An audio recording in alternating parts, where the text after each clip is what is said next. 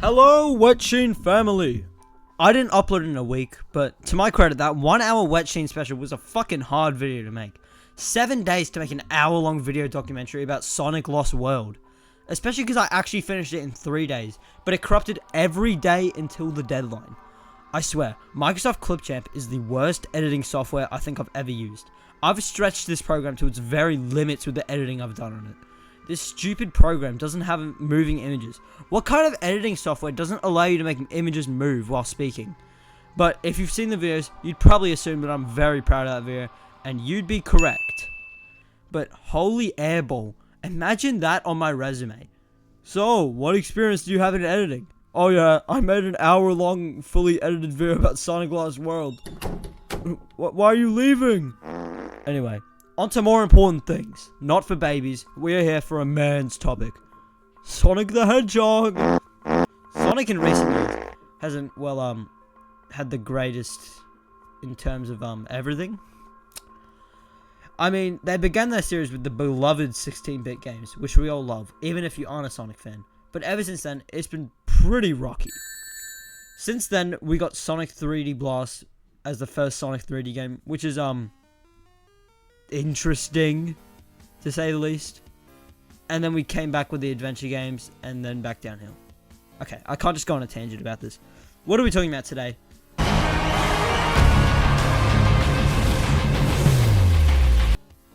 Sonic Racing CrossWorlds. For the 5 remaining Sonic fans out there, recently a new installment to the Sonic Racing franchise after 7 long years has came out. And it feels like a fresh installment, but I'm not sure what it is. Maybe it's the nostalgia, and it's been so long since the last game, but it feels like this game is just a fresh coat of paint compared to the other new Sonic games coming out. But why does it feel like this? Let's figure it out. So come along as we discuss the anomaly known as Sonic Racing CrossWorlds. Like many other games, Sonic Racing CrossWorlds is a kart racer, with many customizable kart combos and characters, which isn't limited to characters such as Sonic, Shadow, Zavik, Bonozo Mom, Pac-Man, the Werehog from Sonic Unleashed, Joker, Hatsune Miku, Steve, SpongeBob, the Teenage Mutant Ninja Turtles, like Ong as well. Damn, they really let anyone in these days. Like, who the fuck invited Tails? But the main gimmick of this game is the cross-world mechanic. Basically, it works just like the Sonic movie rings, where you're able to travel anywhere as if it's like a portal. These appear on the second laps of tracks to spice up the gameplay. This is a great idea and concept, and it's executed quite appealingly. It isn't clunky or overused, it just stands as a cool gimmick to keep the things interesting, and I'm totally on board. If we compare this to Team Sonic Racing, which was the prior game in this series, they used some team mechanics to drive, kind of like Mario Kart Double Dash, which isn't great if you are playing single player, so they were somehow able to screw that up, because the AI teammates isn't everyone's cup of tea. Or anyone's really. But this new mechanic works for everything. Being able to change the scenery allows for a lot of new opportunities not possible before. But that's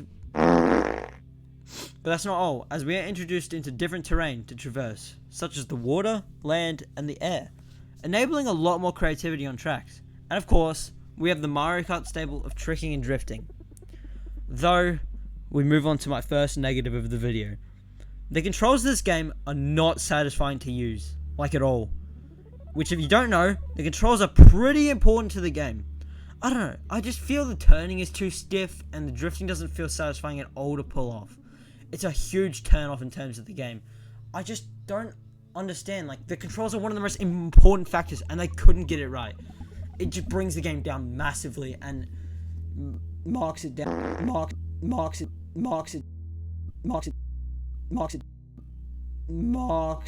down for a lot of people. A lot of critics have talked about how bad the controls are for this game, which can really ruin a game.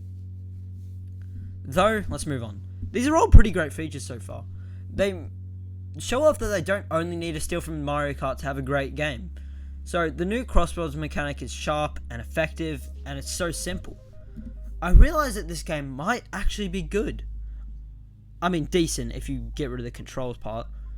I can't believe I'm saying this, but this might actually be an alright game. We will continue though, with more minor things that make the game more quality of life. What I mean by minor things are like smaller quality of life additions, such as the fact that this game came with 23 characters from launch. It's a great diverse roster. As previously mentioned, there's so many collabs like Miku, Minecraft, Pac-Man, Avatar: The Last Airbender. It's really awesome how they got this many different collabs in the game all at the same time. It really reminds me of the Mario Kart arcade games that you could play with like Pac-Man and... Sorry, my nose.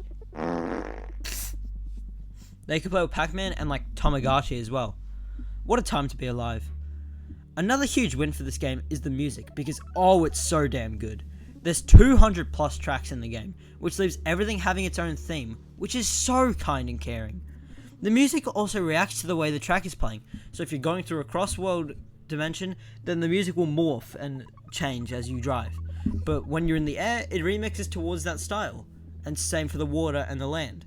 It's a great attention to detail, and it really immerses you in the game, and it feels like you're really going through these different types of terrain. And the fact that the game blends old compositions in a new way, it gives fans both old and new some pleasure, with the nostalgic factor shining through and the new melodies inspiring a new generation. I just can't express how good the music is in this game. Maybe Rasko was right. Maybe I should have talked about the music in Sonic Lost World. Marketing for this game was nothing too special, except for one standing difference.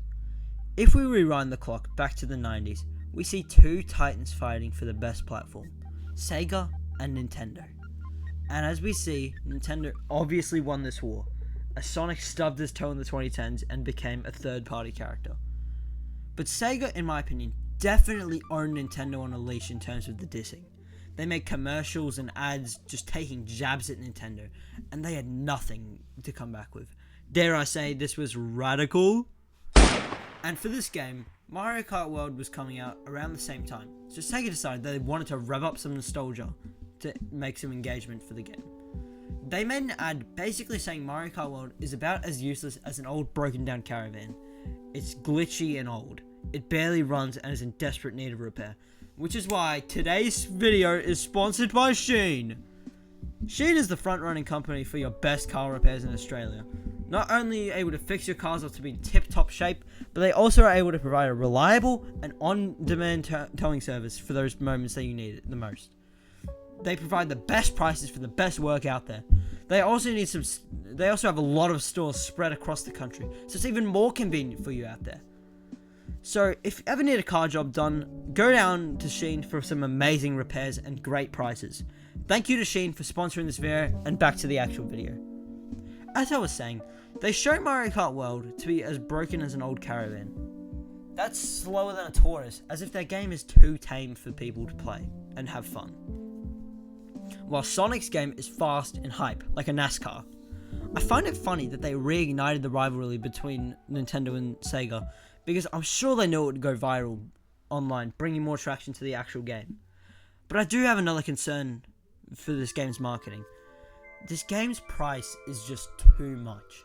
In Australia at least. This game retails for about 80 buckaroos here. And in my opinion, it's just not worth that. For $40 less, you could buy both Hollow Knight games. That is a way better deal for your money. Both Hollow Knight games were made by 3 people. They were made by Team Cherry, which is a small indie company, and they're already better than this AAA game.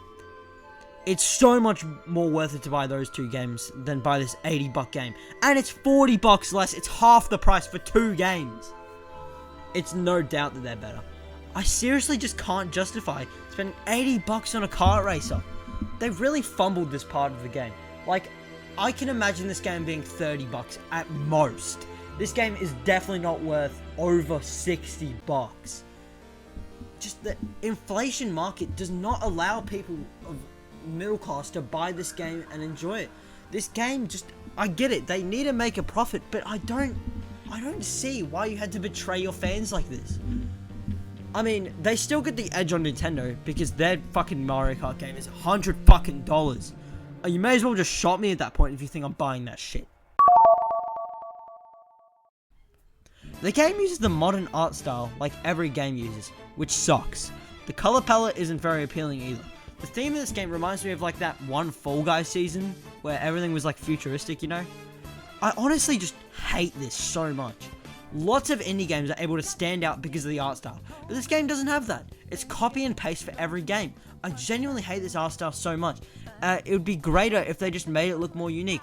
This is such a missed opportunity. I need to stop pretending that I like this game's art style. I don't. I hate it. I hate it with all my heart. Thank you all for watching the video. Sorry this one's a bit short, but it's a bit hard coming back from such a giant vid on Sonic. I really do appreciate the support on these videos, even if they aren't getting the same views as they would. Seeing people actually excited to see what I made is just really heartwarming. So with that, see ya.